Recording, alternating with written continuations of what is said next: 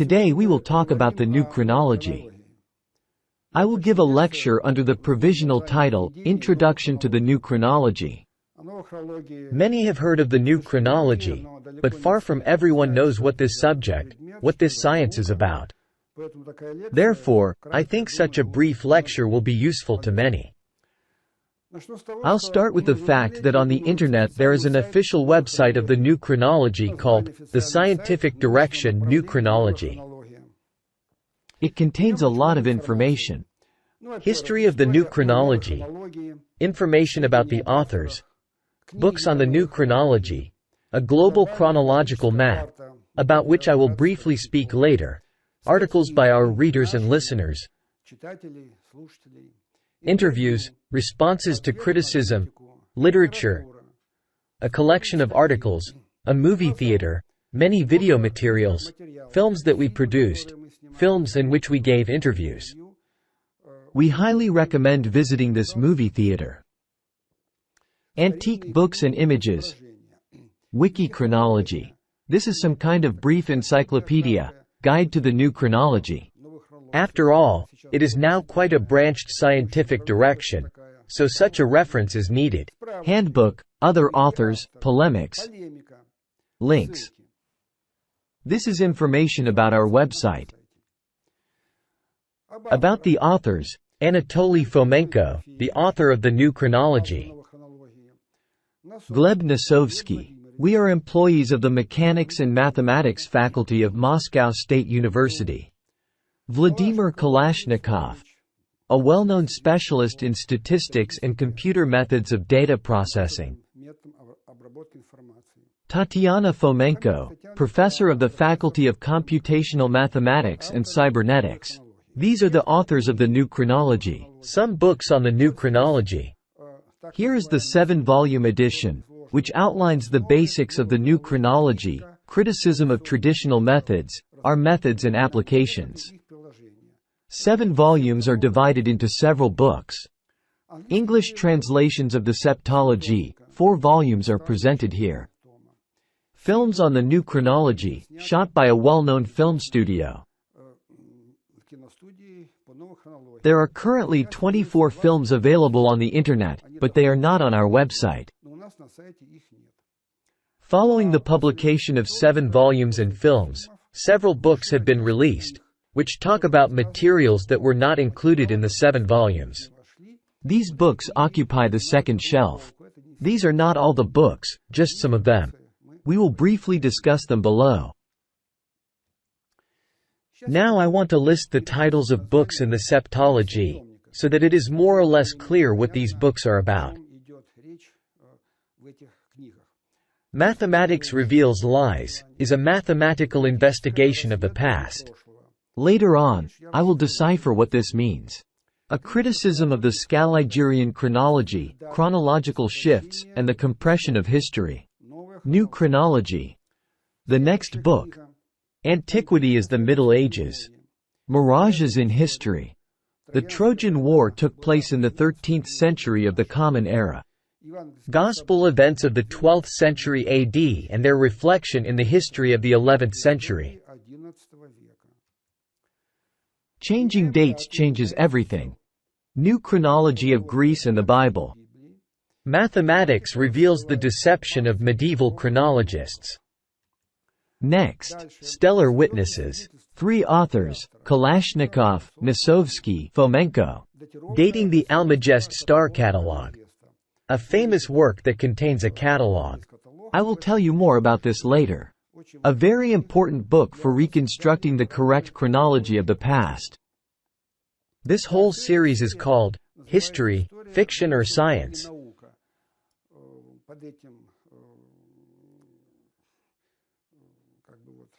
The 7 volumes are published under this motto. The next book, which also has a direct relation to astronomy. 3 authors, Nosovsky, Fomenko, and Tatiana Fomenko. Celestial Calendar of the Ancients. Egyptian zodiacs. History of the Middle Ages on the Star Chart. Chinese Astronomy. Nosovsky, Fomenko, New Chronology of Russia. Russian Chronicles. Mongol-Tatar Conquest. Kulikovo Battle, Ivan the Terrible, Razin, Pugachev, the defeat of Tobolsk and the division of its vast North American possessions between the Romanov Russia and European colonies in America. the birth of the United States of America. The next book of the septology, The Mystery of Russian History. Authors, Nasovsky, Fomenko. New Chronology of Russia. Tatar and Arabic languages in Russia. Yaroslavl as Novgorod the Great. Ancient English history is a reflection of Byzantine and Horde. The next book, The Empire. Slavic Conquest of the World. Europe, China, Japan. Russia as the medieval metropolis of the Great Empire. Rise of the Kingdom. Empire. Where Marco Polo actually traveled. Who are the Etruscans? Ancient Egypt. Scandinavia. Russia Horde on ancient maps. Biblical Russia. This is the 6th volume. The great empire of the 14th–17th centuries on the pages of the Bible. Russia Horde and Ottoman Empire are two wings of a single empire. The biblical exodus of Moses is the Ottoman conquest. Biblical Esther and Judith in the 16th century AD. Exploration of America by Russia Horde. Biblical Russia. The birth of American civilization. Biblical Noah and medieval Columbus. The rebellion of the Reformation. Old Testament Jerusalem is Moscow of the 16th century. The Temple of Solomon is the Hagia Sophia in Istanbul. The 7 Wonders of the World. Biblical Russia. Calendar and Easter. Nativity of Christ and the Council of Nicaea. The prophecy of Daniel. Underground Moscow of the 16th century is prototype of the famous ancient labyrinth. Western European myth. Ancient Rome and the Habsburgs. The legacy of the great empire in the culture of Eurasia and America. Russian roots of ancient Latin. Languages and writing of the great empire. Here are 3 authors: Nasovsky, Fomenko, and Tatiana Fomenko. This is the last volume of the 7 volumes edition. In short, I described the core of the books that outline the essence of the new chronology. Criticism. We'll talk about that a bit later. Our methods and the significance. And now let's start from the beginning. How we know what happened in ancient times and when.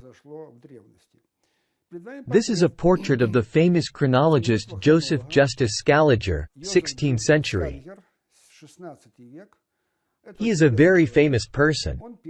He was the first to create a global chronology, which later became the foundation of modern history textbooks. And what we study today in school and university is essentially the history of Scaliger and Petavius, about whom I will tell you a little later. The origin of this version is the 16th and 17th centuries. Another ancient portrait of Scaliger.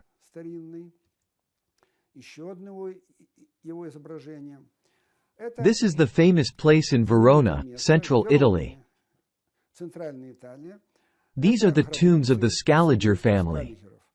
It was a very famous family. They controlled many aspects of medieval Italy.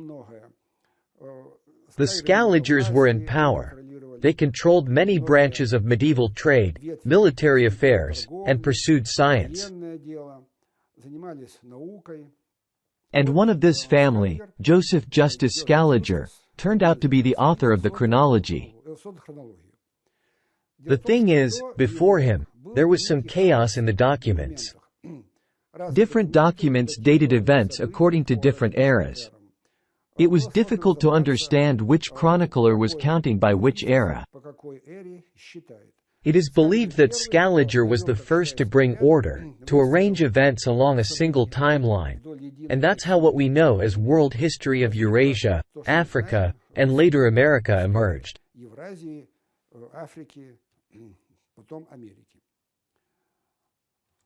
This is one of Scaliger's works. He wrote in Latin. Here, the word temporum means time. In this volume, his version of chronology is presented. Events are distributed along the timeline, with years assigned to them from the creation of the world, and then from the birth of Christ. This is another famous chronologist, Petavius. He continued Scaliger's work in the 17th century and largely completed these studies. Dionysius Petavius created the final version of Scaliger's history textbook, which forms the basis of our modern textbook on ancient and medieval history. This is one of his main works. Also, time in Latin, temporum. It's about the calculation of time, in which years certain events occurred. These are the 3 volumes of Petavius, from the 17th century edition. Very thick volumes in Latin, with close print. Here, it is explained how he and Scaliger dated ancient and medieval events, including a huge number of tables. Here, considerations from astronomy were first applied, dating eclipses described in ancient texts, various calendars, conversions from one calendar to another. All of this is contained in these 3 thick volumes. Unfortunately, historians today do not engage in chronology. This is, unfortunately, because the subject, as it turns out, is not simple. More on that later. All these volumes are now in archives, and modern historians do not study or process them. They naturally refer to later tables, where dates are already assigned, even without references to the original source, to the works of Scaliger and Petavius. Here is a spread from his volume, Dionysius Petavius, Doctrina Temporum, that is, the doctrine of time. This is a more recent example. After these studies, depicting events that occurred in antiquity became a very trendy activity for chronologists and historians. Here is shown the timeline, different kingdoms, different rulers. Events are distributed along the timeline. It was a very trendy pursuit. Huge maps, huge atlases were created, where chronologists and historians, already following the historical version of Scaliger and Petavius, distributed events in such a visual form. There was a lot of information, impossible to hold it in head, so these atlases, as was thought at that time, were very useful and necessary. Now let's see what, actually, Scaliger and Petavius did, what all this soon led to. Here is a fragment of a well-known study. You can find all links on the provided website. All the references are given in the books. Due to the controversy and the dubiety of all these medieval computations, the Genesis dating, for instance, varies greatly from document to document. Let us quote the main examples taken from various primary sources. Here's something interesting, take a look. 5969 BC. This is the Antiochian dating according to Theophilus. Another version, a bit lower, but we won't discuss that now. The second version, the date of creation of the world, 5508 BC, the Byzantine dating, also known as the Constantinople version. The next Genesis version is 5493 BC. This is the Alexandrian era or the era of Annianus. The question is not philosophical, it's about how dates of events in documents are then registered from these base points. For example, it might be said, such and such year from the creation of the world. One needs to know exactly which creation the chronicler was counting from. As you can see, the dates vary. Let's move on, there are many of them. 4004 BC, according to Usher, a Hebraic dating. 5872 BC, dating of the 70 translators. 4700 BC, Sumerian. 3761 BC, Judaic. 3491, the creation of the world according to Hieronymus, 5199 BC, dating according to Eusebius of Caesarea, 5500 according to Hippolytus and Sextus Julius Africanus, 5515 BC, according to Theophilus, 5551 according to Augustine. The amplitude of fluctuations from this considered fundamental reference point for ancient chronology dates, as you can see, is about 2,100 years. This is a lot. I repeat, the dates of documents are counted from these dates. It is necessary to know from which specific date the chronicler is counting. With a fluctuation of 2,000 years, a multitude of problems arise. It is necessary to clarify what exactly the chronicler meant. Here we have presented only a few of the most well-known examples. However, it is useful to know that there are about 200 different versions of the creation of the world. Furthermore, another interesting detail. Irish Archbishop James Ussher, who had obviously nurtured a fondness for precise numbers, had made the assumption that the world was created in the early morning hours on October 23, 4004 BC. As we understand today, with any sensible approach, this is, of course, a kind of Kabbalah, purely numerical activity, unrelated to real events. Nevertheless, this has been accepted by the Scaliger-Petavius version, the morning hours of October 23, 4000 years BC. What did all this lead to? It led to the fact that long before our work, before the new chronology, various scientists noticed serious problems with dating. By no means we were the first. Here is the renowned work of John Hardwin, a famous scholar, Jesuit, France, 18th century. He is known from various sources. He was a librarian. He was a distinguished scholar. He held prominent positions in the church. He wrote a work in which he stated that the Scaliger-Petavius version is erroneous, and we are not talking about errors of 1 or 2, plus or minus 3 or 5 years, but errors of decades and even centuries. He was one of the first critics of the Scaliger-Petavius chronology. Another critic, Edwin Johnson, this is England, 19th century. He himself engaged in chronology, published the works of John Hardwin with comments, and also stated that in the Scaligerian chronology and in his textbook, which by that time had already become sort of solidified and was accepted as the cornerstone of historical science, there were very serious errors. Another critic, Robert Baldauf. This is Germany, 19th century. His book, History and Criticism, is well known. Completely independently of Jean Hardwin and Edwin Johnson, without even citing them, he may not even have known about their work. He stated that there were very significant errors in the Scaligerian chronology, and insisted that many events of the Middle Ages were artificially pushed back into the past and declared ancient, and that a revision of the dating was necessary. This is a summary of Robert Baldauf's book. Another work by Edwin Johnson on the same topic. Next, the famous name, Isaac Newton. We know him in mathematics and physics as a great scientist, the creator of the foundations of mathematical analysis. He discovered many laws of physics and astronomy, held prominent positions, had a huge influence in both science and natural philosophy of his time. Besides mathematics and physics, he also delved into chronology. He was interested in how dates were calculated during the time of Scaliger.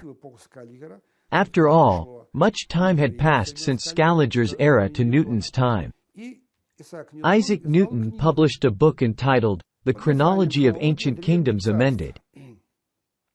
It is a brief chronicle, from the earliest known artifacts in Europe to the conquest of Persia by Alexander the Great.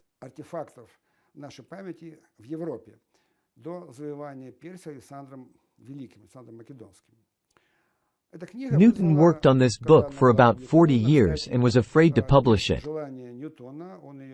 The book was published literally in the last months of his life, against the author's will.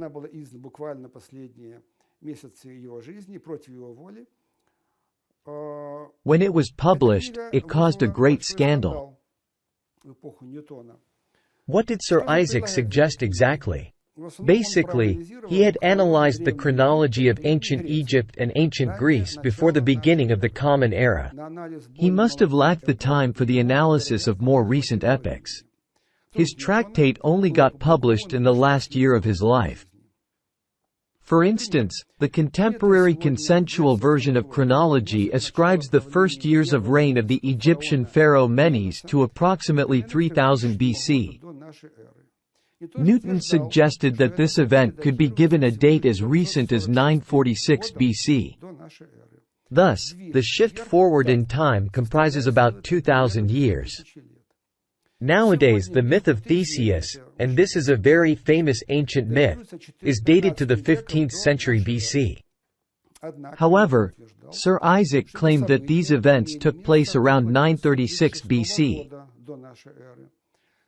Hence, the shift of dates forward that he suggests amounts to roughly 700 years. The famous Trojan War is dated to roughly 1225 BC today, but Newton claims this event to have occurred in 904 BC.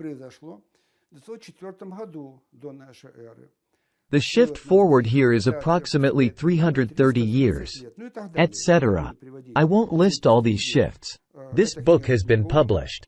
We found it in the archives. It was not published for a long time. And thanks to us, it was translated and published in Russian. If desired, it can be found both in stores and online. Newton's main conclusions may be encapsulated as follows.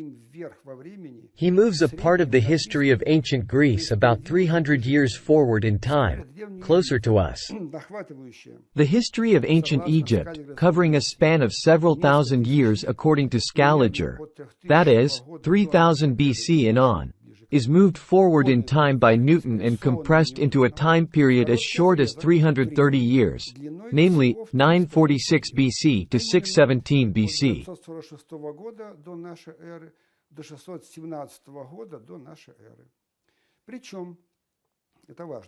Newton also moves some fundamental dates of the ancient Egyptian history about 1800 years forward in time. Sir Isaac Newton only managed to revise the dates preceding 200 BC. His observations were of a rather eclectic nature, and he could not find any system in these apparently chaotic redatings. What happened next? It's instructive, especially for the younger generation. Here is a great scientist, whom we respect for his discoveries in mathematics, physics, astronomy, and optics. How did part of the scientific community react to his book? Cesare Lombroso tries to bring the issue to conclusion in his notorious Genius and Insanity in the following manner.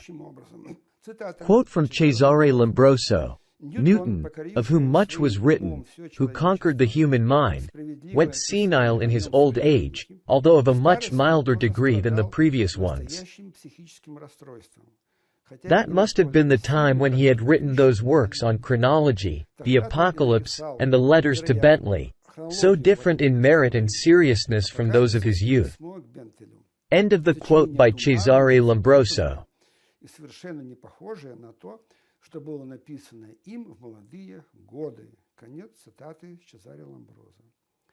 Our commentary.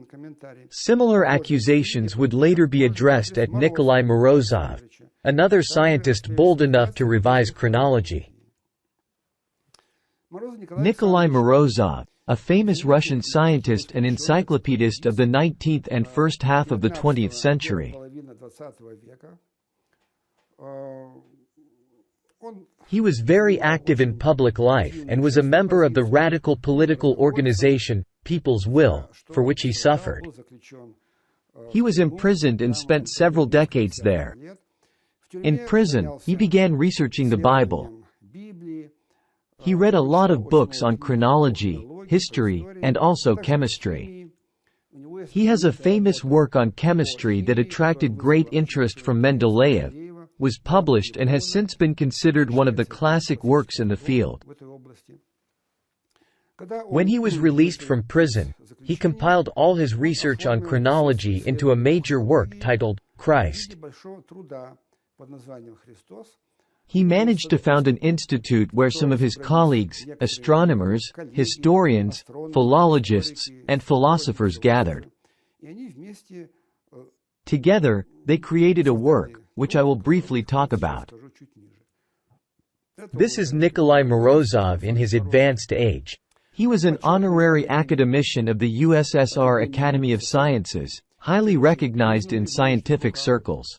This is a monument to him in the village of Borik, where his estate still stands in the Yaroslavl region to this day, where he lived until the last years of his life. Today there is the Morozov Museum, which has been preserved more or less in the same state as during the last years of Nikolai Morozov's life. This is his father, Shepochkin. This is his mother. This is the first volume of his famous work, Christ, which was published in 1927. So, Here is the title page of the first volume of Morozov's work, titled Christ. The septology was published with great difficulty, facing significant resistance from historians who did not approve of Morozov's work and his institute. the original title of the work was entirely different, not Christ. It was called, The History of Human Culture and Natural Light, which accurately reflects the essence of this research. It was based on the mathematical and astronomical methods of that time. The title Christ was given at the request of the publishing house, which believed that in the era of atheism, the name Christ would better promote this work.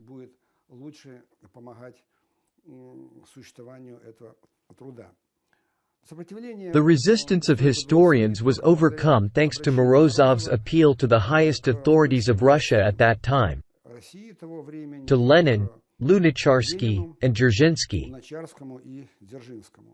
Thanks to their support, this work was published. The first book is titled Celestial Milestones of Human History. It deals with astronomy. What did Morozov do? Here's a brief overview. Having analyzed a great body of material, Morozov put forth and partially proved the fundamental hypothesis that Scaliger's chronology had been expanded arbitrarily as compared to reality. This hypothesis was based on the repetitions that Morozov had found, namely, the texts that apparently describe the same events, but are dated differently and considered unrelated in our time. The publication of this work caused vivid discussions in the press, and its repercussions can be found in contemporary literature.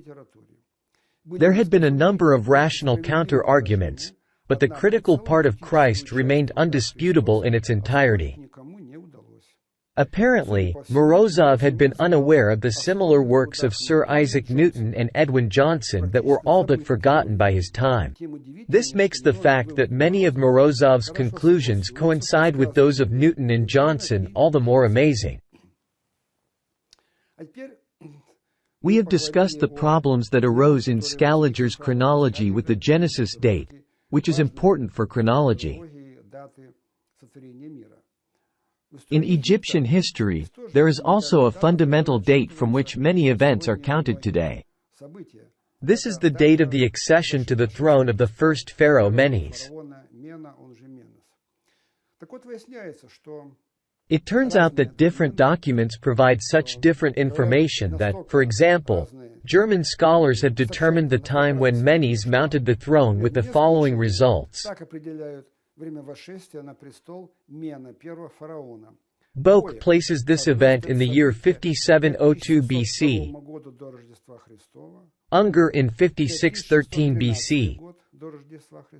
The famous Egyptologist of the 19th century Brugsch in 4455 BC, Laut in 4157 BC, Lepsius in 3892 BC, Bunsen in 3623 BC. This quote is not ours. It's from the famous work of Brugsch, who disputes with these scholars and states, the difference between the extreme dates is enormous. Brugsch continues, amounting to no less than 2097 years. That is, the starting point, the beginning of the Egyptian timeline indeed fluctuates with an amplitude, at least, of about 2000 years. The situation hasn't improved to the present day. This is our quote. Modern tables date the beginning of the reign of Menes differently, to approximately 3100 BC or roughly 3000 BC etc. The fluctuation span for this essential date amounts to 2700 years. If we consider other opinions, for instance those of the French Egyptologists, link provided, the situation becomes even more complex. Champollion gives the date 5867, Lesueur 5770, Marriott, a very famous Egyptologist, 5004 BC, Chabas 4000 BC, Meyer 3182, Andrzejewski 2850, Wilkinson 2320, Palmer, also a very famous specialist, 2224. The discrepancy between the datings of Champollion and Palmer equals 3643 years. No commentary is needed, really. I repeat, this is the fluctuation of the starting point of Egyptian history according to the pharaoh's reigns. Let's go back a little bit. We are back in the 16th century. This is a well-known painting depicting the Council of Trent. It was convened in the 16th century in Europe for the following purpose. At this council, two things were discussed, recorded, and accepted for mandatory implementation. The first was Scaliger's global chronology, and the second was the canon of the Bible and biblical books. The council lasted not 1 day, not 2 days, not 1 month, not 1 year. It lasted for about 20 years. They convened, adjourned, argued, reconvened, adjourned again until they finally agreed by voting to accept Scaliger's chronology as the basis and the canon of the Bible. Subsequently, based on this council, the famous Index of Forbidden Books was published. Books were sought out and burned. In particular, a huge number of texts that spoke about biblical history but contradicted the canon accepted at this council were burned. Most of them were burned, but, fortunately not all. That's how they dealt with competing scientific viewpoints in those years. Another depiction of the council. It was a famous council, very popular. Today there are many engravings, many paintings depicting this event, which is considered a fundamental event for the chronology of the Bible and for the chronology of history. Let's stop here. We have talked about the origins of the modern chronology of antiquity, the Middle Ages, and Egyptian history that we accept today. Scaliger, Petavius, the Council of Trent. Usually, our contemporaries, mathematicians, physicists, chemists, say, well, let's suppose Newton, Morozov are right. Let's suppose Scaliger's version has some errors. Today, there are various methods: dendrochronology, radiocarbon dating, dating by coins, numismatics, and so on. Today, perhaps, all this has been verified and confirmed. It turns out that Scaliger was right. Therefore, Newton, Edwin Johnson, Morozov argued with them in vain, and Egyptologists like Brugsch pointing out the discrepancy of 3,000 years in the fluctuation of the starting point of the chronology of Egyptian history was also in vain. Thus, let's take a few minutes and talk about the methods archaeologists and historians use today to date ancient events and try to verify the dates we know from textbooks.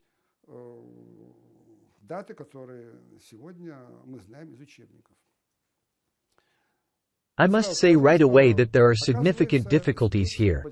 It's not all that simple. These difficulties are little known to the general public but are known to specialists. Now I will give a very brief overview to make it clear what we are talking about. Dendrochronology. What is dendrochronology? We imagine tree rings. It is believed that the size of the rings reacts to the local climate. If there are many rains, the ring will be thick. If there are few rains, the ring will be thin. This is a kind of graph of ring thickness distribution.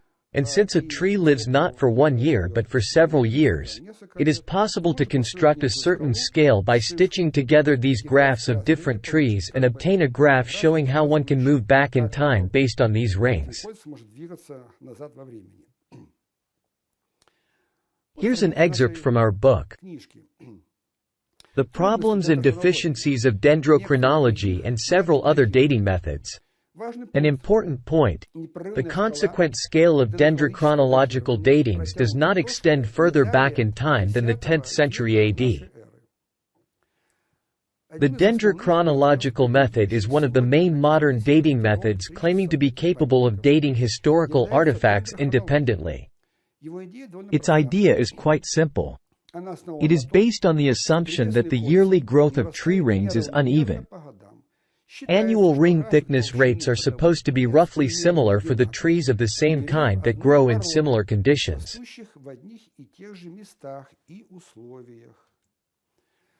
However, the European dendrochronological scales only reach several centuries back in time, which does not allow for the dating of ancient constructions.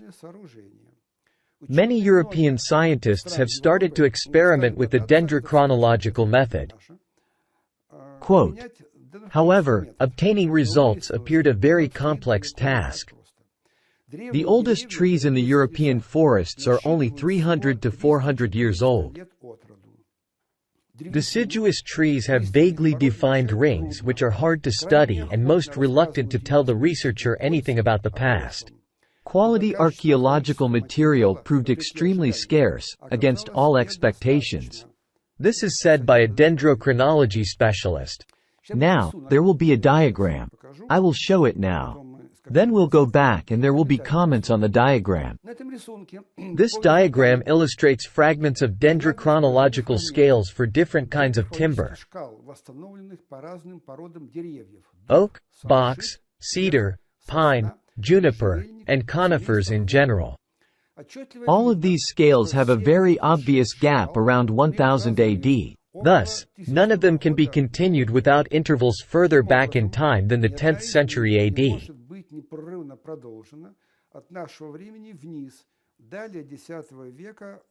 Here is the diagram. Here are the scales plotted by trees. This is oak. This is box, cedar, pine, juniper, all coniferous. This is a map of Europe, Turkey, Italy, above, France, Germany. The scales are shown in black, and the presumed datings are shown in gray. Here is our era, the year 2000. We move down along the stitched pieces of these scales. And we see that for oak, we reached the 10th century. Then there is a gap and a presumed dating. Box poses a problem. It's very indistinct, making it difficult to date. Someone attempted to date old samples. I'll talk about it a bit later. Let's take cedar. Its scale does exist today. We go on and end around the year 1600 AD. Then there's a gap, followed by presumed datings. Pine is a good material. We go on and even reach slightly below the 10th century, but then there's another gap. Juniper is also a good material. We go on and there are two gaps. 10th century, gap, another gap. Well, and for all conifers in general. We go on, there's a gap and then a presumed dating. Look, here's a certain boundary, the 10th century. Unfortunately, it's not possible to extend all these scales earlier than the 10th century AD. Question: where did all this come from? The answer is simple. The chronology of Scaliger is taken as the basis. They find, let's say, some trunk or wooden coffin in a pharaoh's tomb. Chronologists consult a table of modern historians to find out when the pharaoh lived, and they obtain the date of this log. Then they try to date neighboring wooden samples around this log, from neighboring tombs. A certain scale is formed. That is, all of this, everything that came before, unfortunately, is not an independent study but entirely relies on Scaliger's chronology. Therefore, what we more or less reliably know is up to the 10th century, although there are also problems in dendrochronology in our time, but everything before that is Scaliger's chronology. Let's talk about this. All of the earlier fragments of dendrochronological scales as shown on the diagram cannot be used for independent datings, since their attachment to the time axis is wholly dependent on the Scaligerian chronology, which had served as a basis for the dating of several individual ancient pieces of wood. A piece of wood found in a pharaoh's tomb thus gets the dating of some distant millennium before Christ due to historical considerations based on the Scaligerian chronology. After that, other ancient pieces of wood are linked to the one that has already been dated. These attempts occasionally succeed, which results in the construction of a fragment of the dendrochronological scale around the first piece of wood. Relative datings of ancient findings within this fragment may be correct.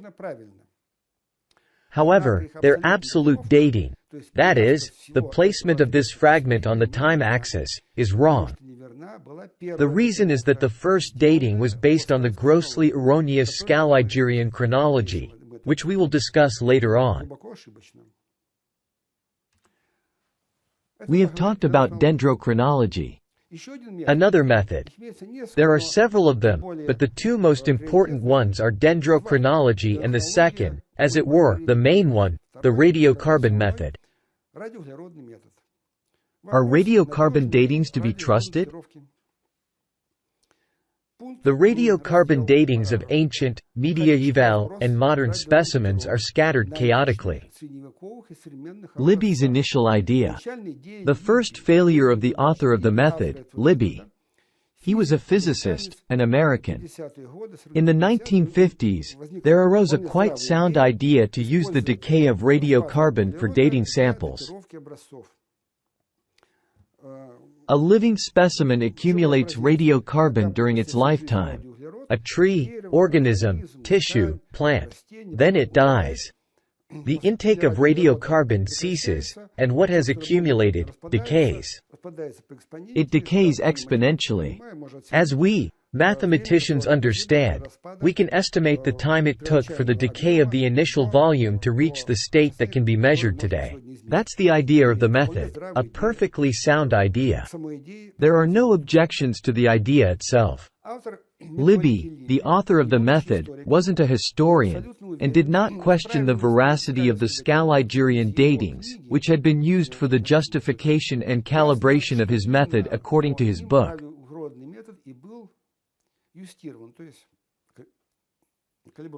However, the archaeologist Vladimir Milojcic has proved this method to give random errors of 1,000 to 2,000 years, while its independent dating of the ancient specimens faithfully follows the datings offered by the consensual chronology. Naturally, there can be no talk of proof here. Let us quote some rather meaningful details. As we have already noted, Libby had a priori been certain of the veracity of Scaligerian datings. He wrote, "Throughout Roman and Egyptian history, we have no disagreements. We haven't had very many measurements to make, because in general, the archaeologists know the dates better than we can measure them, and it is usually as a favor that they give us samples, which are actually destroyed, being burned in the radiocarbon measurement process.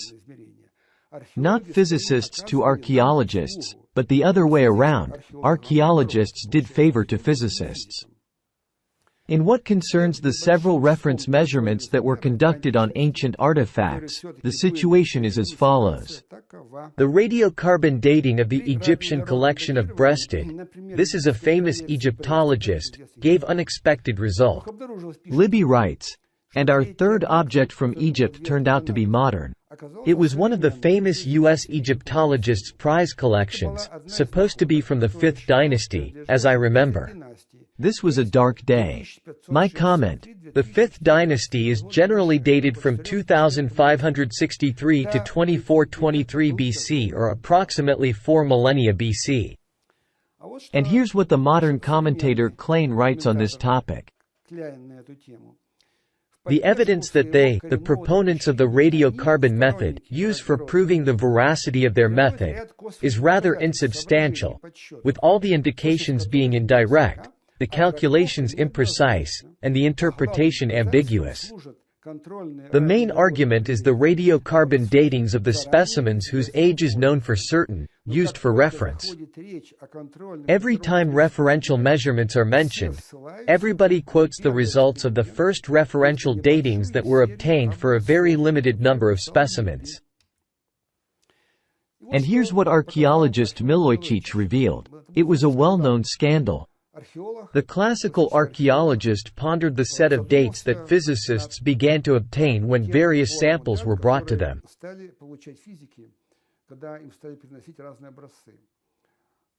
Being a free-thinking and critically minded individual, he noticed huge fluctuations. He began investigating the method and delved into its fundamentals. As Libby says, for each epoch, one must take a certain average value of radiocarbon in a living organism, and it decays exponentially. And Milojcic conducted a series of experiments that caused a tremendous stir among physicists, archaeologists, and historians. The shell of a living American mollusk has the radioactivity index of 13.8 as compared to the average value of 15.3. Which makes it a respectable 1200 years old.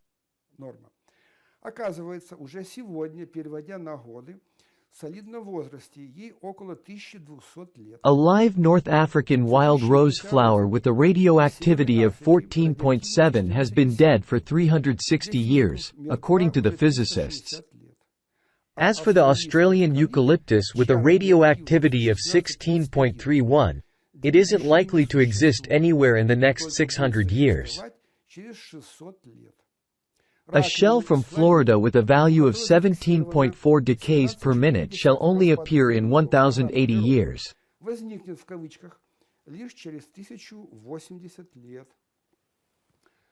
Nature magazine reports the results of analyzing the C14 content of organic material contained in the mortar of an English castle which is known to have been built 738 years ago.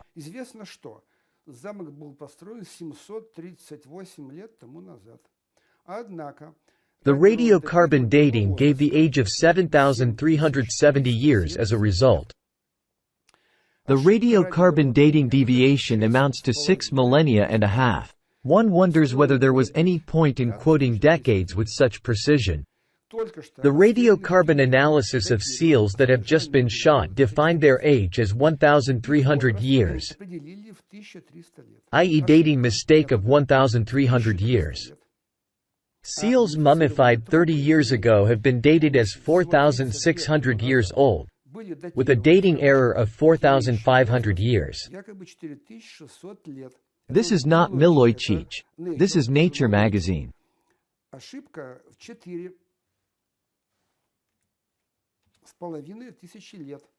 Quote from the Antarctic Journal of the United States. Summary. I'll skip the details, we're keeping it brief. Let us sum up the information.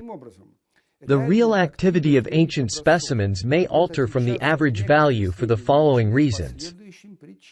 First, a temporal change in timber activity, plus or minus 2% deviation range. Second, cosmic ray intensity changes, theoretical estimation, plus or minus 20%. Short-term changes of solar activity, additional 2%. An increase in the mixing rate of the oceanic water, minus 2%. Variations in radiocarbon concentration depending on the geographical location and the tree species, plus or minus 8.5%. Sixth, variations in radiocarbon content resulting from decomposition processes, unknown. Seventh, variations in radiocarbon content resulting from a specimen's chemical processing, unknown.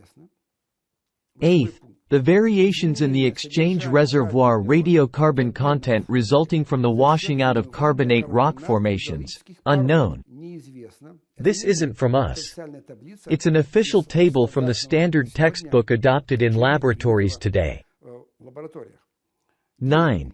Variations in radiocarbon content caused by large quantities of carbonates produced by volcanic eruptions, unknown. This reason can provide for significant distortion of radiocarbon datings for the areas close to volcanoes, such as Italy. Italy is considered an ancient country with volcanoes like Vesuvius and Etna. Etna is still active, and Vesuvius also erupts from time to time. Moreover, some effects may really be difficult to evaluate currently. However, a number of effects reflected in literature may be quantitatively assessed after a series of experiments. No careful activity reports of either living or dead specimens have been made for any of the below.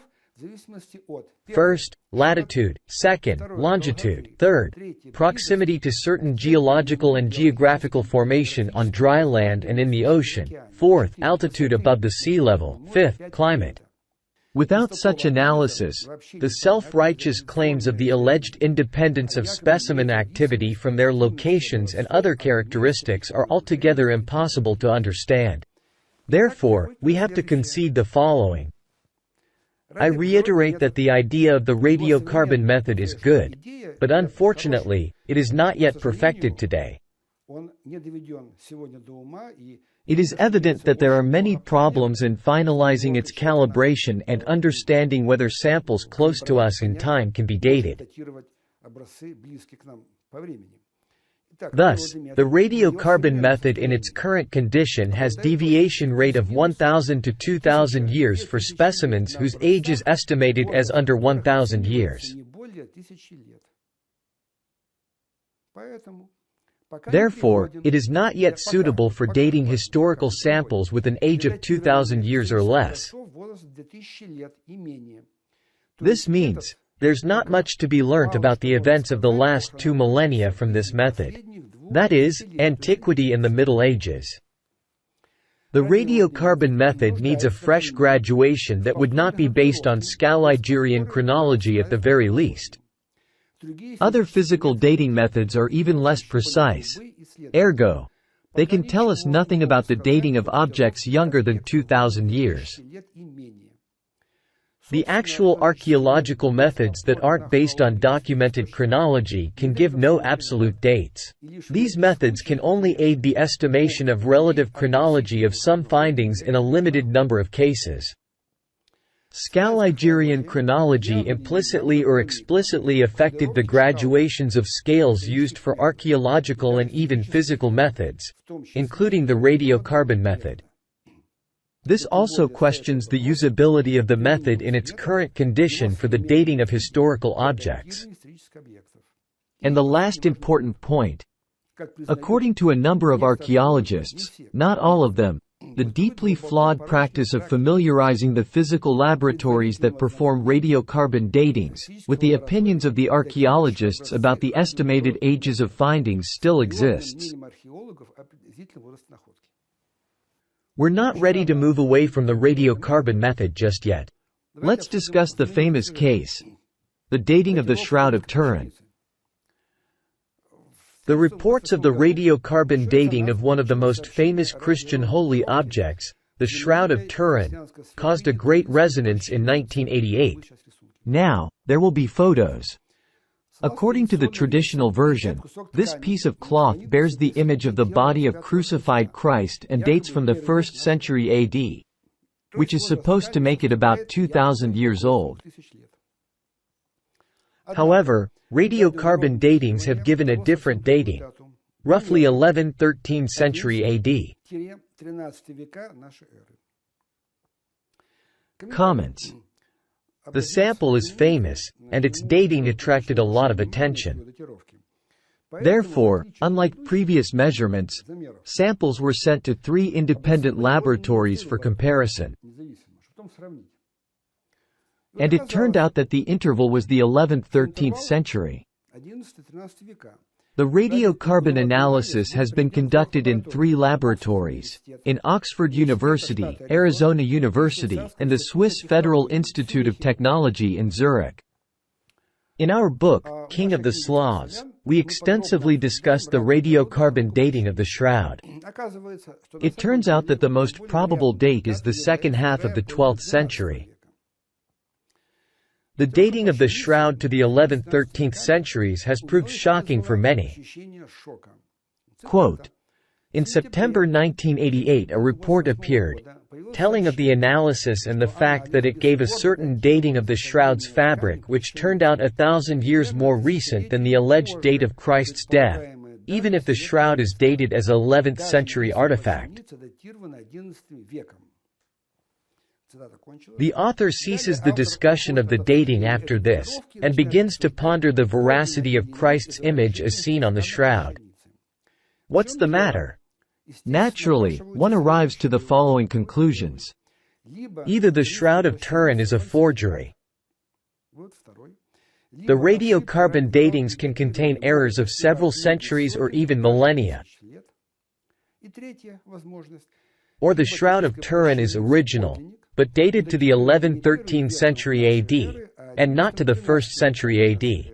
If this be the case, it is natural to ask about the century that Christ's lifetime pertains to. Could it really have been the 12th? Here are different versions. This is a photograph of the Shroud of Turin. It shows the imprint of the body of Christ. He is lying on his back with his hands folded.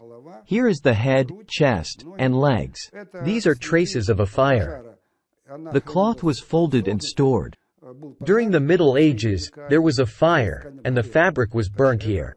So, this is a later damage to the fabric. An enlarged image of the face from the shroud. Some minor computer processing has been done. 2 images of the shroud, positive and negative. It is long. It is folded. This is 1/2.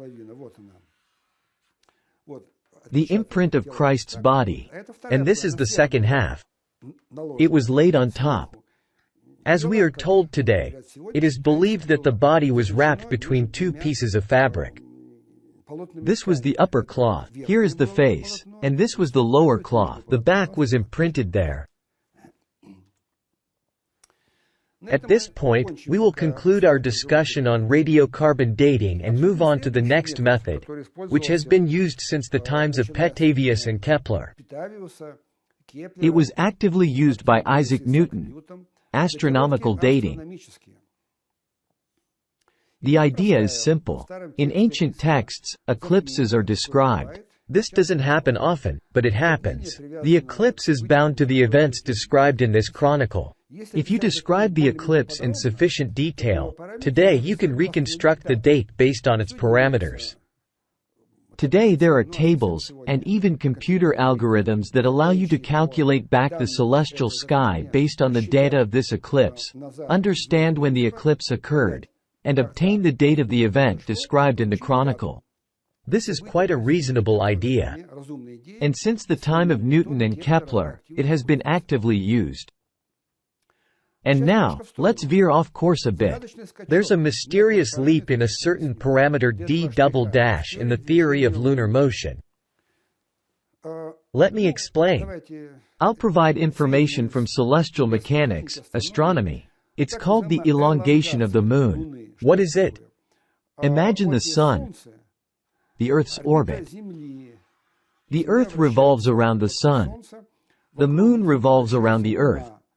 The Earth moves, the moon moves. The angle between the vectors directed from the Earth to the moon, and from the Earth to the sun.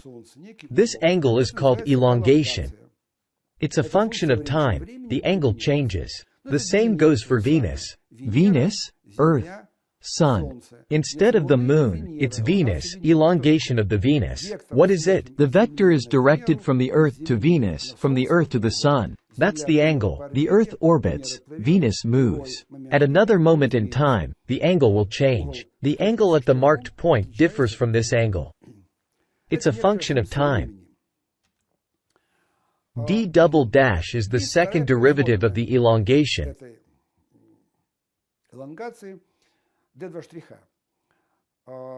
Here's a graph depicting the behavior of this parameter known from celestial mechanics, describing the dynamics of a pair of celestial bodies, Earth-Moon. The graph was calculated by the renowned astronomer Robert Newton. What did he do? He took the time axis. He took a list of eclipses described in ancient and medieval chronicles. He took their dates. Naturally, he took their dating from tables by modern historians on chronology. He's an astronomer, not a historian. He took these Scaligerian dates and calculated the parameter d double dash, describing a certain dynamic. Roughly speaking, it's the acceleration of the moon. He got the graph. The graph amazed him. Here it is drawn. It's not Isaac Newton, it's Robert. Newton himself wrote about it the following. The most striking feature is the rapid decline in d double dash from about 700 AD to about 1300 AD. This decline means that there was a square wave in the oscillating value of d double dash. Such changes in d double dash, and such values, are incapable of explanation by present geophysical theories.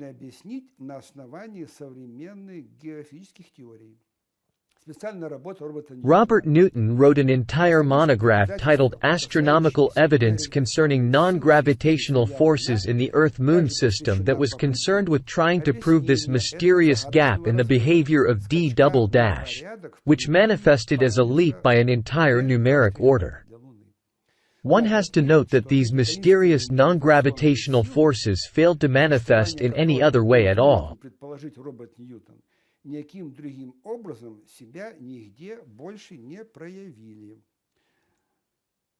In celestial mechanics, a certain problem arose. I dealt with this issue at one time. At that time, I was involved in celestial mechanics. It was a famous subject. A conference was specially convened in England to discuss this remarkable leap, a rupture in the behavior of the acceleration of the moon. Existing theories of gravity and existing models do not explain such a leap. It's no wonder Robert Newton started talking about some strange non-gravitational forces. And now, let's temporarily set aside this subject and turn to the dating of eclipses. I remind you that it was on the dates of eclipses that Robert Newton based his calculations. The discovery of an interesting effect, an unprejudiced astronomical dating shifts the dates of the ancient eclipses to the Middle Ages. The following method of independent astronomical dating was proposed by Morozov. Obtaining all of the characteristics described in the Chronicle, such as the phase, the time, geographical observation location, etc., and copying all of the eclipse dates fitting these characteristics from the reference tables mechanically. Morozov discovered that the astronomers had been under the pressure of Scaligerian chronology, and so only considered the dates that Scaligerian chronology had already ascribed to the eclipse in question and the events related thereto. которые попадают в интервал времени, уже заранее предназначенные скалерской хронологией для исследуемого затмения и связанных с ним событий.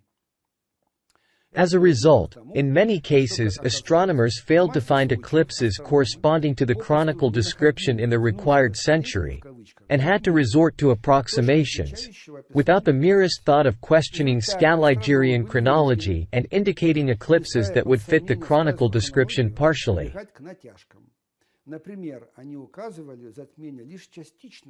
Having revised the datings of the eclipses considered ancient, Morozov found that the reports of these events fall into two categories. The first category, brief and nebulous accounts.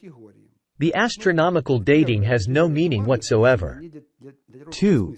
Exhaustive, detailed reports. The astronomical solution for those is often singular, or there are 2 or 3 solutions at most.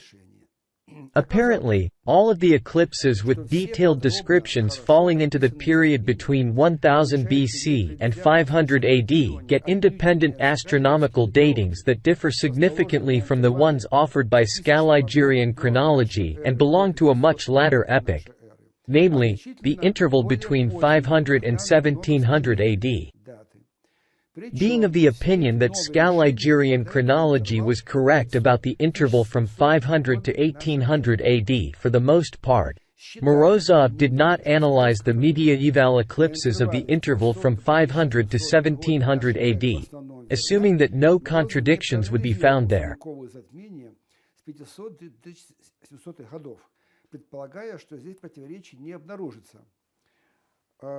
He unnecessarily failed to do so, as if he lacked the resolve to continue the calculations further.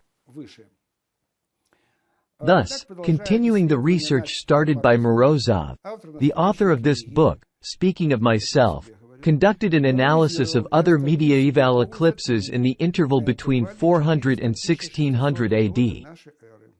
It turned out that the transfer effect affecting the ancient eclipses as described by Morozov also applies to those usually dated to 400 to 900 AD.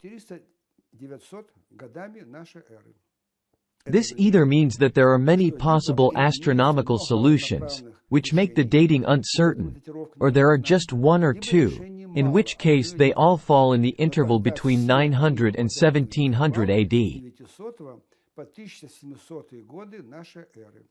Only starting with approximately 1000 AD, and not 400 AD, according to Morozov, does the Scaligerian dating, as given in the astronomical canon, namely Ginzel's canon, begin to concur with the results of Morozov's method satisfactorily enough, becoming more or less certain by as late a date as 1300 AD.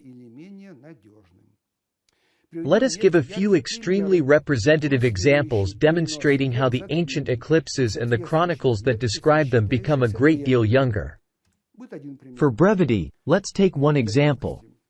The famous historian of antiquity, Thucydides, described the history of Greece in his renowned work, Thucydides' History of the Peloponnesian War, which historians supposedly date to the 5th century BC. Thucydides described 3 eclipses. Here is one description from Thucydides. This is the original text. This is the first eclipse. Then he described the second eclipse. Here is a quote from his book. The third eclipse. It's called the Thucydides eclipse triad. The thing is, Thucydides described many details about this triad. The interval in years between them is indicated, the phase is indicated, the solar eclipse was total, and so on. In total, for this triad, Thucydides provided 12 parameters. A very detailed description, 12 very detailed pieces of information. This is a very vivid narrative. And what happened? As mentioned, astronomers sought a solution around the 5th century BC. They proposed such dates as -430, 423, 412 BC. Unfortunately, as mentioned earlier, they had to stretch interpretations. For example, an eclipse described as a total solar eclipse was presented here as partial. This solution does not satisfy all 12 data points and therefore is a long stretch. What followed after that? After that, Morozov, and then we, conducted a full analysis of all eclipses up to the year 1800, aiming to find eclipses with the described characteristics.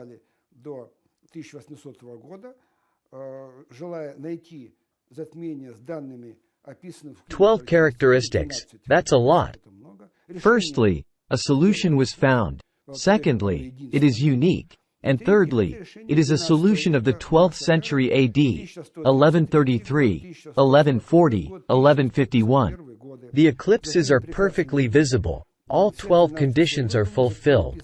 The eclipses are described as total solar eclipses. Here is the only solution that satisfies all of Thucydides' parameters throughout the time interval, from our time down to ancient times. Well, after that, let's return to parameter d double dash, with which we began the story about astronomy.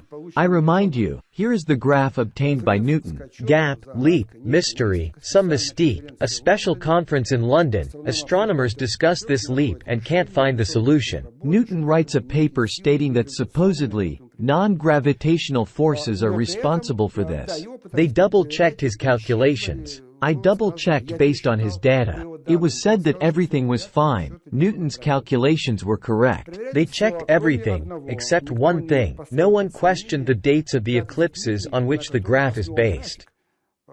The calculation is based on data taken from the tables.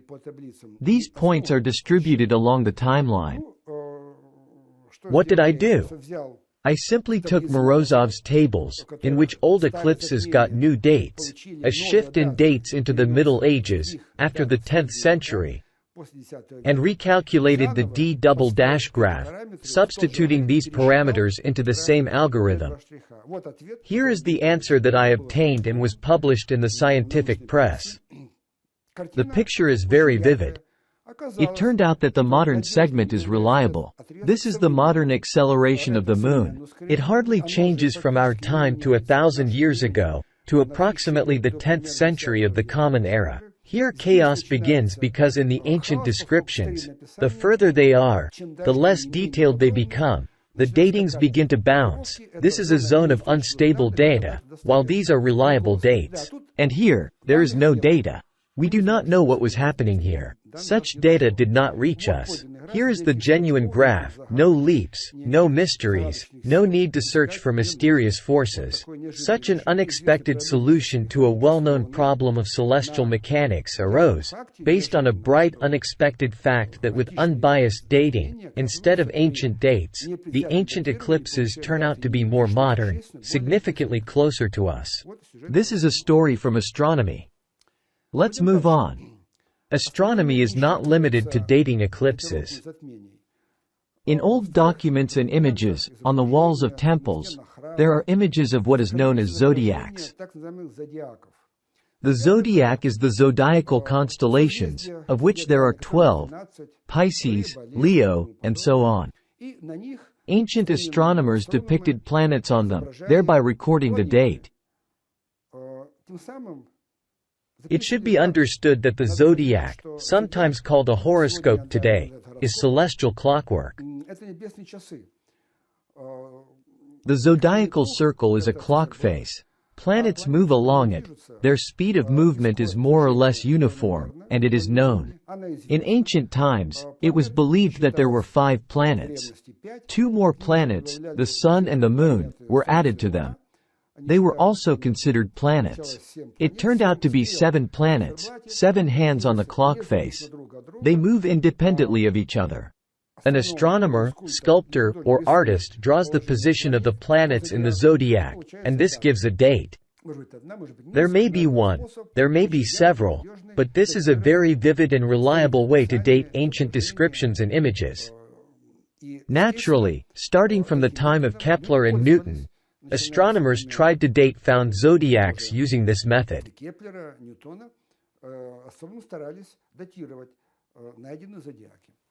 Example: Egypt. The images known as the round and the rectangular zodiac nowadays have been found in the Dendera temple in Egypt.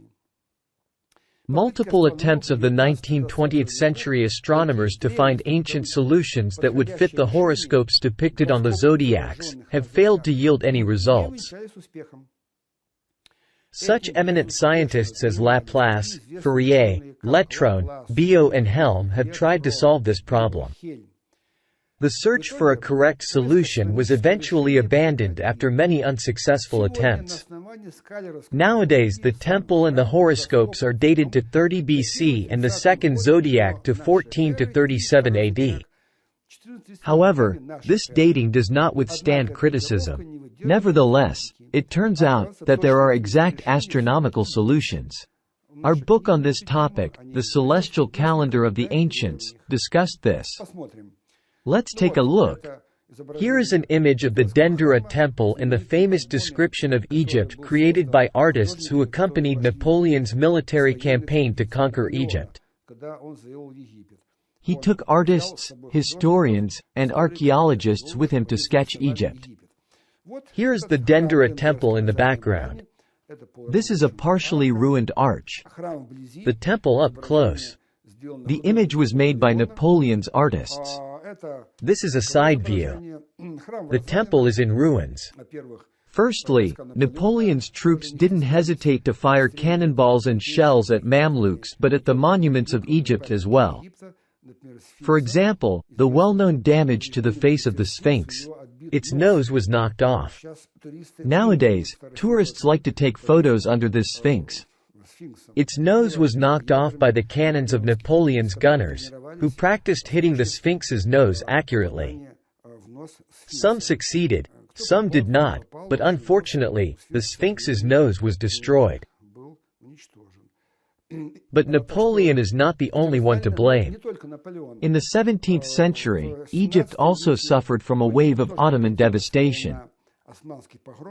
So, the ruins are caused not only by Napoleon's campaign but also by the Ottomans, who were in Egypt about 200 years earlier.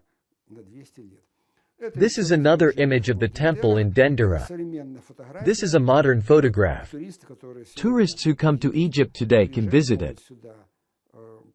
However, this place is not very popular. Few people know that there are remarkable zodiacs here. Another photo of this temple in Dendera. A view from above. The temple was built, in general, like a monastery. This is a typical monastic structure, like those in Russia. A wall surrounds it, inside is the temple and living quarters for monks. But the temple is certainly ancient. The temple dates back many centuries before the Common Era. This is ancient Egypt. It's not even medieval Egypt. It's not Egypt of the Ptolemaic era of the Roman Empire. This is long before ancient Rome. Here is the famous round zodiac depicted on the ceiling of the temple. This is a modern drawing from the description of Egypt, made by Napoleon's artists.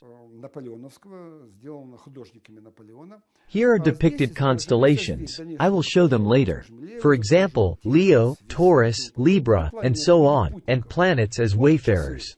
This is clockworks with 7 hands, frozen up on the face at some ancient date. Naturally, astronomers wanted to date these events. Then the zodiac was barbarically torn out. Later the French transported it to the Louvre. Nowadays it is in the Louvre. Those interested can visit it. It is heavily damaged, darkened, and chipped. What remains, remains. Thank God that Napoleon's artists carefully sketched the zodiac. These are enlarged photographs of the round zodiac in the Louvre. For example, here is an image of Saturn, a wayfarer with a sickle, a symbol of death.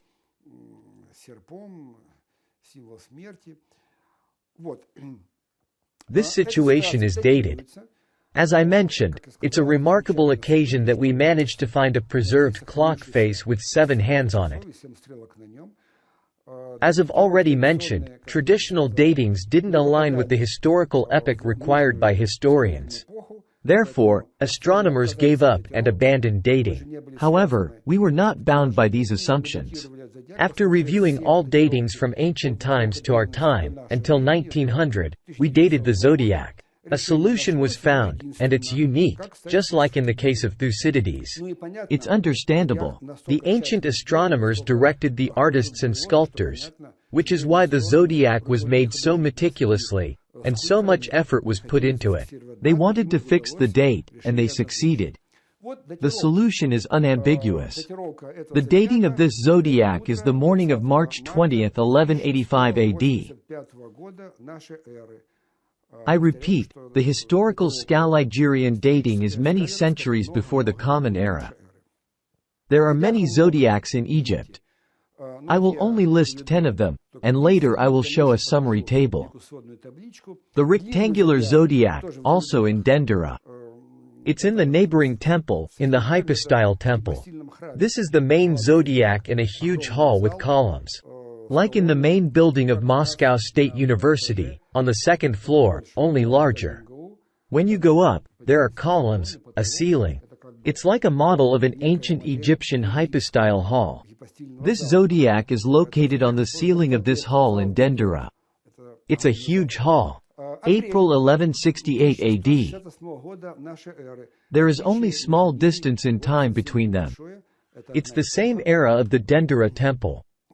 The zodiac from the Greater Temple of Esna dates back to the 14th century AD, and from the Lesser Temple of Esna to the beginning of the 15th century AD. A bit later I will show the horoscopes of Athribis of Flinders Petrie. The upper and lower zodiacs date back to the 13th century AD. The color horoscope of Thebes in Luxor.